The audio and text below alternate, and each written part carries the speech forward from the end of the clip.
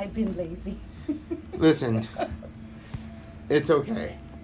This year is very unique.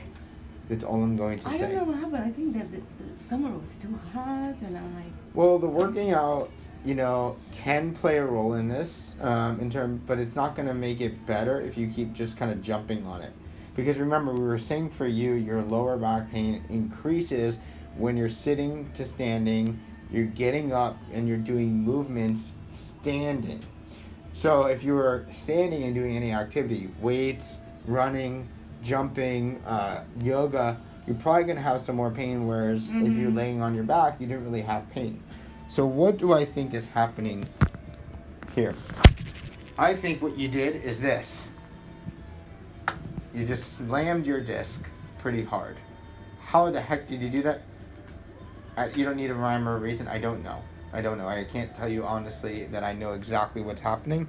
But what can happen is, like, here's the nerves that come out of the spine. So if we kind of look at them, this direction. feels like it. Nerves. That's what I think is happening. Or... So I think what happens is, so in the spine, I'm going to show you in this model. In the spine, we kind of have two different things. We have bone, disc, nerve. When we compress the disc, we can compress it enough where it shoots out. Now, you're not having a disc herniation. You're not even having a disc bulge, I don't think, too much. However, you are experiencing some symptoms according to what I call a disc bulge. That disc bulge does this, right? And sometimes it can be... That caused the kind of electric shock? So, yeah. So think about this, right? Imagine taking a jelly donut and stepping on it very gently, and it migrates to the back a little bit like this. Now take a little bit of that jelly donut and step a little bit on the back, and it can kind of go in a little bit. Step on the front, it goes out a little bit. And so sometimes what I think is happening to you is you're doing this. And it's just kind of shocking the nerve a little bit. It's not hitting it completely, and that's what I said before. I think there's transient compression. Transient means it comes and goes, comes and goes, comes and goes. Just like the ocean has waves, high and low, you're having some good days and some bad days. And unfortunately, everything I did to test you indicated that you were having some of this compression. Not a lot, but some. So I was talking to you, and I wanted to show you what I would definitely avoid is some certain activities, but I'll explain that to you. What I first did is, remember when we seated and I said do this and don't ever do this and I'll never have you do that again? We call that a slump test. That slump test is assuming really bad posture. So what we do is we take the spine and we pull it up, going north, right? So we take the spine and all that other stuff and we pull it up this way. And then what I did with the lower extremity, or the lower back, and I pulled it all the way down, going this way. So really what I'm doing is I'm pulling from this end, and I'm pulling from this end, and I'm trying to irritate the spine in the middle. Remember, it created a little bit of that spine irritation. I lay you on the back, and then what I did is I lifted your legs, and and you felt a little bit of that shock type situation. Remember you said it was like a pulling sensation? That's what we call neural tension signs, meaning there's a lot of tension on that nerve, so when I pull on it, it doesn't like that. When I lift your legs up, both of them together, it adds a lot of compression. This is what requires your spine to hold down when you do abs and stuff like that. That's why doing this will cause some pain. So I think what you're getting is some discompression with a little bit of nerve irritation. That's why it's like almost like somebody's taking a little ice pick and doing that to you. It's like, ooh. Yep. And you're like, okay, all right, it's gone. And then sometimes it doesn't happen because it's not it's going like this and not touching, and then sometimes it's doing that.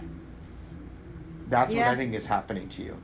So in terms of chiropractic, I think what it's best for in your case, based off of everything I've kind of discovered with you, is that we should do some gentle adjusting, but we should only adjust that one side. Not the other side. No, not the other side. Why? Because if we have a little bit of compression to this side and we adjust this side, we open this up. If we do the other side, we're going to be we're opening this side, but we're closing this side down. So that's why I think, like, when many chiropractors adjust one side and then they adjust the other every single time, that is okay for me if you're healthy, well, and maybe having a little tightness on both sides of the spine. But if you have a serious issue going on one side only, because we did the same thing on this side that we did on this side, and you had no problem on this side almost every time, always a problem on this side, why would I do the same thing on this side to this side? It doesn't make sense. Maybe later, but not right now. Okay. While you're in pain, no. Okay. No, thank you. I won't risk that for you. All right. So, I think what we'll do is we'll release some of the muscles that are coming through the spine here. We'll kind of relieve some of the tension going on through the QL. Let me get rid of that and that and that. Through the QL back there. That will release some tension on there. We'll stretch you out. We'll decompress you a little bit. I'll send you home with a couple exercises and things that I think you could do. I'll send them to your email. And I think this will be a pretty, a good way to kind of jumpstart yourself, because I think you're in a good amount of pain, and sometimes it just sucks. Yeah, the first day was like, it was bad. Yeah. And then after, and then it was weekend. That's why. Remember when you did the mini sit-up? It only really affects from here up. When you did the full sit-up, that's when you get this involved. And I started to feel better, and went to bed after like a couple days later. I don't think it's your bed. I wake up, I told him, like, honey, it's worse. It's like, really? Yeah, it's because I felt that when the person turned. It just got worse. I'm going to show you. And I can't control it when I sleep. No, you can't. And so that's why I want you to ice. Really, ice? Yeah, ice. Because it's nerve. Because it's too stiff. I feel I know. like I know. Heat feels better. Heat feels good. I don't know. It does feel better because nobody loves ice. But the ice will calm down these nerves.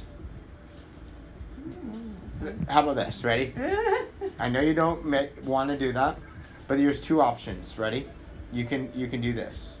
Well, I guess there's many options, but here's two options that I'm proposing. You can ignore all of them, or you can take some of them. You can do heat for 5 minutes, see how it feels, wait an hour. Ice for 5 to 7 minutes, see how it feels, wait an hour. See which one feels better on your injury. Or what you could do is say, I'm not going to do heat because I've already done heat.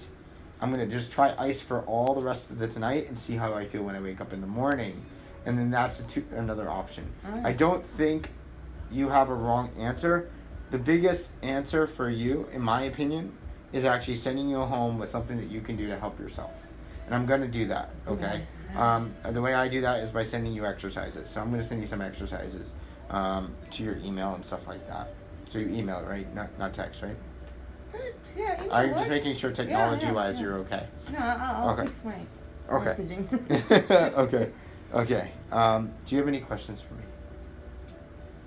No, just you explain very well. I'm trying. So I think we'll go ahead. We'll try to stretch you out a little bit. Yeah. We're gonna try to relieve I feel like that's gonna help me. a lot of the Little tension. chin. Because it's been a while. Well, it's even 6 if I don't see my little scar bucket, which you remind me like, even